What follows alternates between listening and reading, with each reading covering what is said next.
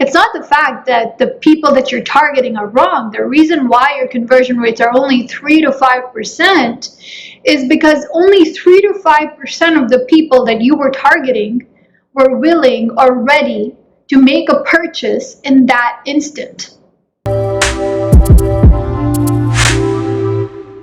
So, our first topic is about the time to purchase phenomena that governs digital marketing today. Now, have you ever been in a position where you're browsing through your Instagram or your Facebook and you see this ad of a product that you really like, that you probably used before, and you're in the middle of something and you're kind of distracted and your stimuli is being, overactivated through all of these different dopamine hits. And you see this ad and you're like, damn, I want this. But then you're like, I want it, but I don't want it right now. Right? Like right now is just not the right time to purchase, but they got you in terms of the fact that you're a perfect customer for that product. You probably are going to want it and need it in the next week, maybe the next month, but maybe you already have a similar product. Maybe you're just not in a situation right now where, you're willing to browse the website and make a purchase decision.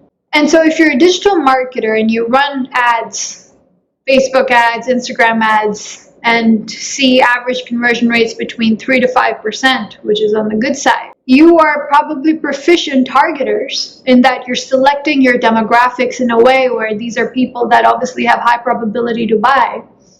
Then why is your conversion rate, let me ask you, only 3 to 5%? Why is that so low? Why are conversion rates so low considering Facebook is a platform that has been built over years of really good targeting?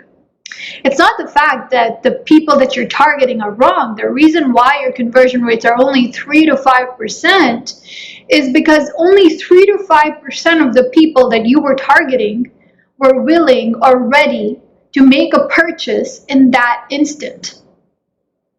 97% of people fell into the category that I described earlier, which is they were just not ready to make a purchase in that very instant. Doesn't mean that they're not a prospect customer.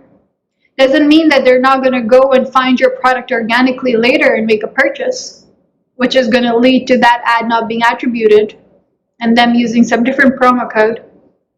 Doesn't mean that they're not going to look you up, do their research, find a competitor of yours, and then convert on their product.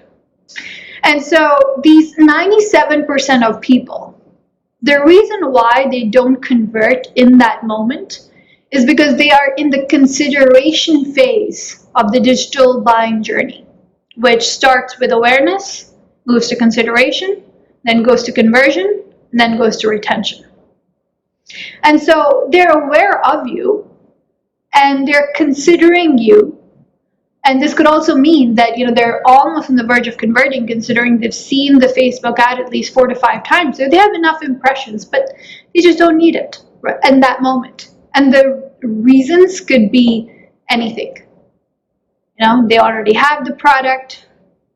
They are not ready to make a purchase in that very instant. Maybe they need an input of someone else to make a purchase. And so what today's digital marketers assume is that when we run ads, we just assume that people are going to, be ready to make purchases in that very instant, but that's typically not the case. And conversion rates prove that.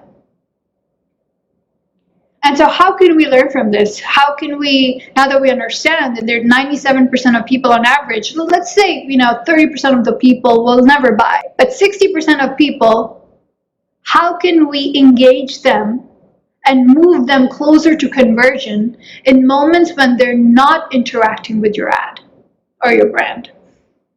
That's the name of the game. In a world today where there is constant bombardment of brands and ads and call to actions in consumers' brains, where what discounts used to have this pull, which used to drive urgency and lower propensity to shop around, all of that is being diluted.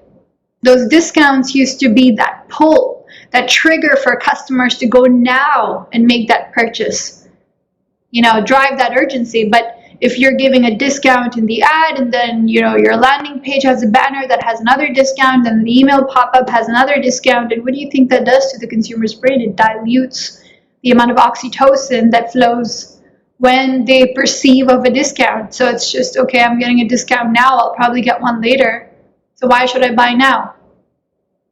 I'm not saying to stop or reduce using discounts. Obviously, they're effective, but you have to use them in a very balanced and a strategic way, and understand that because all your competitors, almost every e-commerce store today offers of discount on a first-time purchase. You're no longer living in the world where you're going to get your customers to buy now, unless you hit the spot where they just happen to be ready to make a purchase in that instant, and that's very hard to predict.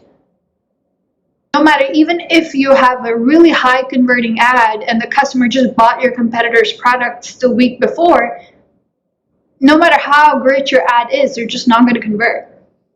They may convert a month later when those products of your competitor have run out.